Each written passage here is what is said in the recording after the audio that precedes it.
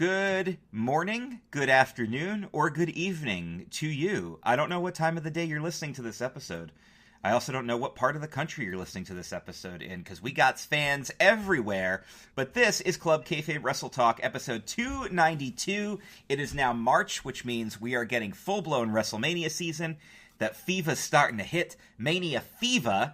Although you wouldn't know. We're on that fast lane, vroom, vroom, vroom. Oh, yeah, we got to get through that first. But anyway, my name is Chris O'Mealy. I am your first host, and I have successfully survived grocery store Fortnite because we are getting a snowstorm tomorrow. So we went shopping, and it was madhouse. Grocery store Fortnite survivor. That's me. Hashtag grocery store Fortnite survivor. Except I probably enjoyed grocery shopping more than I would have enjoyed playing Fortnite.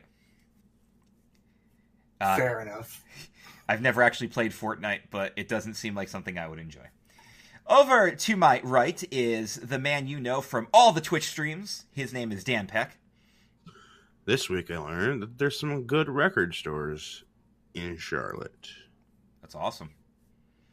The vinyl collection has grown. And sitting to my left, hopefully not tripping over his kitty cat, is Glenn Kukan. Yo, yo, yo. Whose cat has learned the same thing my cats know. And I've also found out that when our mud starts dehydrating, we get 5 days of rain. Yeah. Yeah, it's rained 4 out of the last 5 weeks, and none of that time was in a row. The not rain times. We had 2 days. We had 2 days last week where was it last week or last weekend? We had 2 days where there was no rain, and then deluge. Oy. Fun fact: I do not have rain. I have lots and lots of snow. You guys want some? No thanks. All right. Thankfully, the day I went record shopping, it was raining up here, but not in the city. Oh, I love that when the geography is completely off, despite the fact that you didn't travel that far.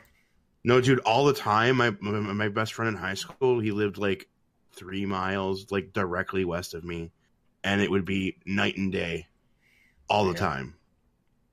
Mm-hmm. That was Florida living. Where you could actually watch the storm raging at the next block and just be standing there completely dry.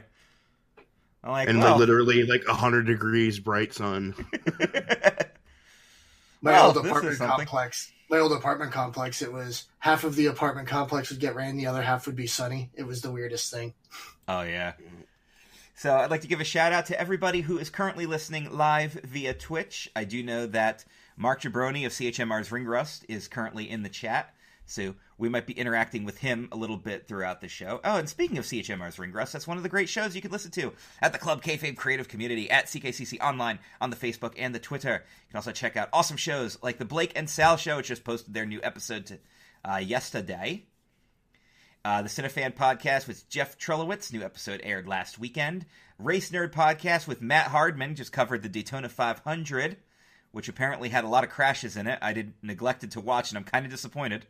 Not that I want to necessarily see people get hurt or anything, but races are a lot more exciting when crashes keep happening. We all know that. They did a Simpsons joke about that. That's the episode where Maud Flanders dies. J Bunny's Music Hub will actually be recording a new episode this weekend with me. Ooh. I'll be on that. We're going to do a roundtable reflection of how you discover new music in 2019. So that should be pretty fun. I'm looking forward to it. YouTube is involved. That's one of my ways.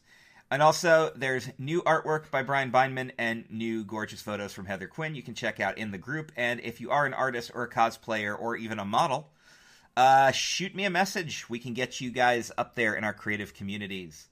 Also, other stuff to check out. Blogs. I did an Alice in Chains blog last weekend that was actually recorded audio, and I can't get the audio to convert to a format where I can share it. Don't. So I've decided to just say screw it, and I'm just going to write it out. So if you guys want to know what my favorite Alice in Chains songs are, and you haven't listened last weekend, you're going to find out this weekend. AIC. And actually, it was Glenn who was one of the people who suggested that, because I think you were one of the ones who made that suggestion. When I asked which bands you wanted to hear, I chose them because they were the only ones that got multiple votes, and they were the first one that got multiple votes. So I was like, well, you know what? That's a good one to start with. They are an excellent, excellent band. At least old AIC. I'm not a big fan of new AIC. You might be surprised at what my top 10 list is. You might actually be surprised at what my number one song is. Because the new guy's black, racist. No, here's the thing. I think he sounds very, very good. I just don't dig the quality of music. Oh, that reminds me. When I was doing Grocery Store Fortnite earlier, and I told you guys that, and I made the reference that I was going to stone cold up these Booker T's, my initial reaction when I wrote that was, Dan's going to make this into a joke. And maybe if you were awake at the time, you would have. I'm like, Dan will totally twist that into something. I totally was not awake yet. By the way, Booker T and Stone Cold in the Grocery Store is one of my all-time favorite wrestling segments, and that inspired another top 10 list I want to do, and I'm going to get some feedback from our group here, which I will post this in the group officially. That would be Club Kayfabe, Home of True Wrestling Fans Facebook group. Oh, and shout out to all the new group members who've been joining after listening to us on the Filling the Void podcast network. Shout out to you guys. Welcome to the group. Just remember, no trolling. They've been really coming in. Yeah, we've been getting a good influx of people, and I'm very happy about that. We've actually, Filling the Void is where we get our most listens. Our listens on Filling the Void is now 9 to 10 times more than what we get on YouTube combined with our Twitch listens and everything, and it's crazy how many. That's where everybody's coming from. So that's the network, guys. We got to give them a big ol' shout out. Yep. I was going to say, I'm going to post it in the group officially. I want to do your top 10 favorite wrestling segments of all time. Not matches, segments. The two things that came to mind other than the grocery store thing, which was not a match, it was a segment, would also include the This Is Your Life segment with The Rock and Mick Foley. I think that's one of the all-time classics. Not that one. And Alexa Bliss. No, not that one. And that's the other thing. I'm looking for real stuff. Don't do the stupid trolling stuff. Oh, LeVar Bell. Don't do that, because I have another list planned for those. Stone Cold and Vince McMahon in the hospital. Yes. Oh, it's still one of the best. It's Mr. Sacco. Say hi to Mr. Sacco. Get the hell out of here. The thing that gets me every time is literally the sound of the bedpan off of Vince's head. Oh my God. It's the best thing ever. What about hit him right on his point of this pointy little head. Just like Kong. I also love the WrestleMania interview segment with Roddy Piper and Morton Downey Jr. Hey, yes. Give me that smoke. Let me have one of them smokes. I could do a whole bunch of which then led to Brother Love.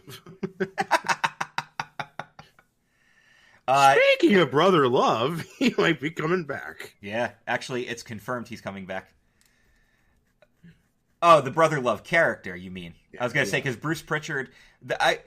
somebody wrote this, and I was like, is there a reason Raw and SmackDown were actually really good this week? Oh, because Bruce Pritchard produced. That's why. And instead of Road Dogg? Because the guy knows his stuff, y'all. And then the Twitter feud between Becky and Ronda is being done by Paul Heyman. Yeah, and other than Ronda's promos being shitty, the segments are really, really good. Ronda, oh God, I was so sad that Ronda completely botched her promos with Stephanie, because Stephanie is a consummate professional. That's the one good thing about Stephanie. As annoying as she is, she's a really, really good promo. Ronda looked so Bush League compared to her that I was actually getting sad. Well, Ronda's going to look Bush League. Look at the experience difference. Exactly, which is literally her whole life, 1 year. Most people are going to look Bush League against Stephanie. Yeah, it's true. Say what you want about Stephanie, but that is... At least she's a woman and didn't get emasculated. Oh, man. I just thought of another gold segment. The infamous DX imitation segments. Specifically, I think the Corporation was the funniest one. I think that the first Corporation segment was the funniest one. I also really liked their WCW invasion that went nowhere because everybody was just terrified about lawsuits and everything. But yeah, So yeah, Bruce Pritchard, Paul Heyman. I mean, look, this is why stuff's getting better. Biggest news coming out of this week was the big return of Roman Reigns. His cancer is in remission. Thank Christ. And I know that Glenn pretty much breathed a huge sigh of relief about that because... Do we know at what degree? Or just that? Because, like, remission just means it hasn't grown since he started taking stuff, right? No, remission means it went dormant. Yeah. Oh. It could still... Well, that's the problem. I'm in remission. It could still come back, but we're in a good spot right now. Yep, they managed to put it back asleep. Which is good. So it was really cool to see him back. He did his big return promo. And, of course, rumors are already speculating that he's going to be the headliner this year, which, no, but... He needs to be in a tag or a trios or something. Well, no. That is the thing. It's going to... From the current running story is that they're going to have the 6-man tag match during Fastlane, and something could come out of Fastlane. It could either be another 6-man, or it could be even more. It could be an 8 or a 10-man tag. Well, I don't want to see that, but if he's good to go and he feels good to go, then I'm happy to see him back. I'm not a fan of the Roman character, but I'm not going to be a jerk about it. Right, I just, I'm with the majority here. I don't want to see him back in the main event anytime soon. Sure. No, it deserves to be the first, and that's the other thing. They've been building it up as the first women's main event for WrestleMania. They've actually been saying it in segments with Stephanie. Stephanie herself has said it. So for them to backtrack on that is actually going to cause a lot of backlash. Yeah, but they're a company that would believe, I believe, would say that half of their fucking show is main events. Which is one of the CM Punk criticisms that I've always agreed with. True. Now, speaking of main event... that show happening at 10 p.m., they're going to say it's a main event. Yeah. Oh, I just noticed in the chat, Mark Jabroni gave one of his favorite segments, which is also one of mine, Flair and Lethal's woo-off. Yes. That is gold.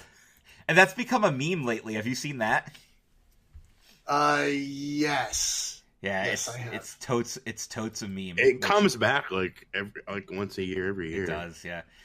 Remember this? Speaking of main events, we have a trivia question I accidentally glossed over here. Yes. Go ahead, Dan. 6 years ago today, Yep, March 2nd. as we record, was the ROH 11th anniversary show. Who won the main event match? I know this one. I actually do know the answer to this one. And I know who the person beat, too. So... I'll give you a hint. The answer is somebody that works for WWE now. Yes. Yep. And we may or may not have already mentioned the other person involved in that match. So, I actually do know the answer to this one because I have seen this match. I don't think I have. You won't be surprised when you hear who it is at all. No, I'm sure I won't. Not at all.